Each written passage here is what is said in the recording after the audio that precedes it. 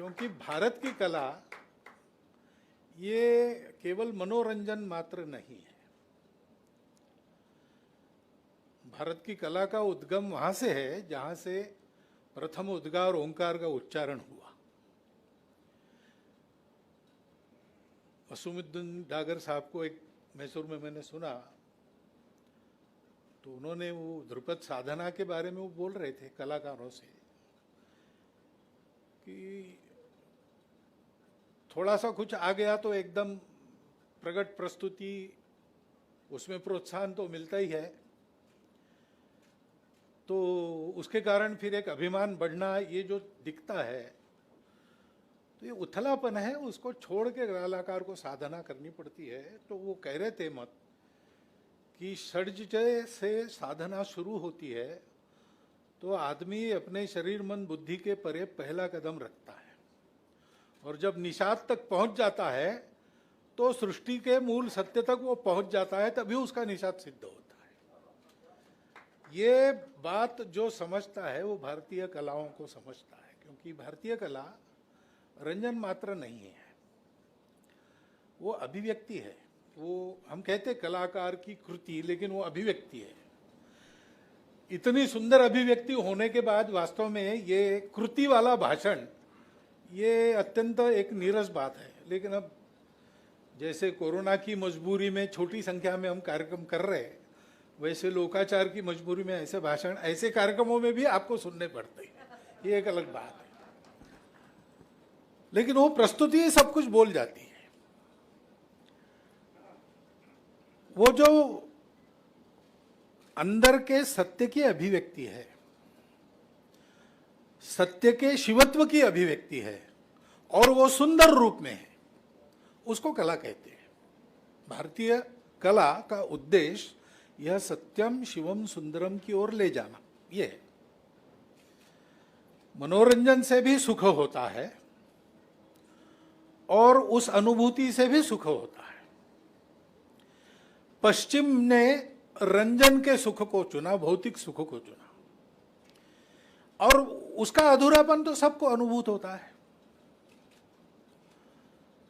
वो बार बार उसकी आवश्यकता पड़ती है, और बार बार उसकी पूर्ति करने पर भी वो तृष्णा समाप्त नहीं होती। हम ही जीर्ण हो जाते हैं, तृष्णा कभी जीर्ण नहीं होती। और इस चक्कर में सारा जगत घूम रहा है कि कहां मिलेगा कहां मिलेगा, दौड़ रहा है, लेकिन उसको नहीं मिल रहा है। और ये कोरोना ही निमित्त बना कि दुनिया में एक व्यापक तौर पर आत्मनिरीक्षण शुरू हुआ, तो चिंतक लोग आज कह रहे कि कोई तीसरा रास्ता ढूंढना चाहिए। दो रास्ते ढूंढे, एक व्यक्ति को महत्ता देकर आगे बढ़ना या समूहों को महत्ता देकर आगे बढ़ना। कोई तीसरा रास्ता हो सकता है, इसकी कोई कल्पना नहीं थी दुनिया को। तो तीसरा रास्ता ढूंढना चाहिए, और वो ढूंढने के लिए हमको भारत के पास जाना पड़ेगा। ये भान दुनिया में जगा है, भारत के पास आना पड़ता ही है। और क्यों पड़ता है? तो भारत उस मूल तक जाता है जहां से सुख की भावना पैदा होती है।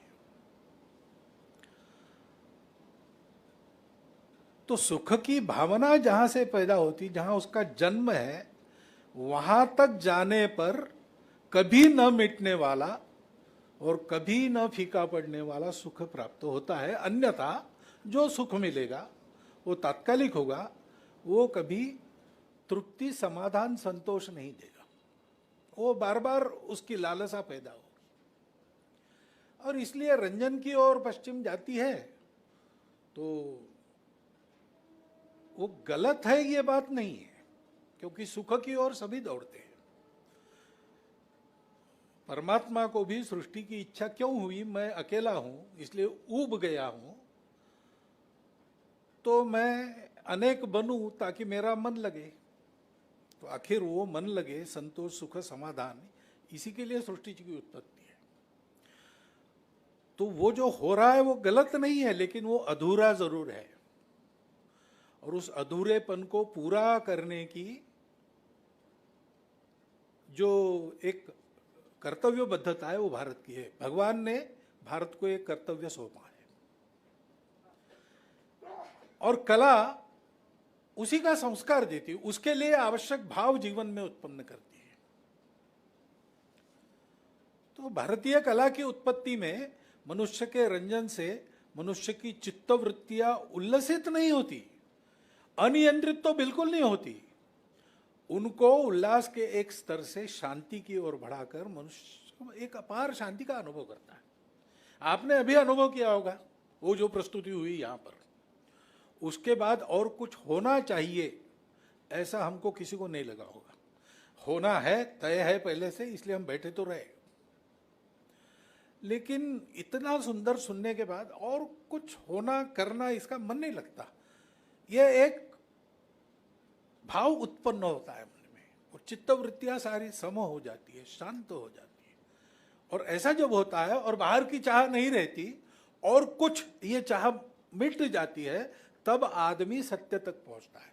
और वो सत्य, चूंकि वो सबको जोड़ता है, शरीर मन बुद्धि को वही जोड़ता है, मनुष्य को, समूह को, विश्व को, सृष्टि को परमेष्टि से वही जोड़ता है। मनुष्य के अर्थ कामों को, धर्म का अनुशासन देने वाला जो अध्यात्म है मोक्षदायी, उसका मूल उसी में है।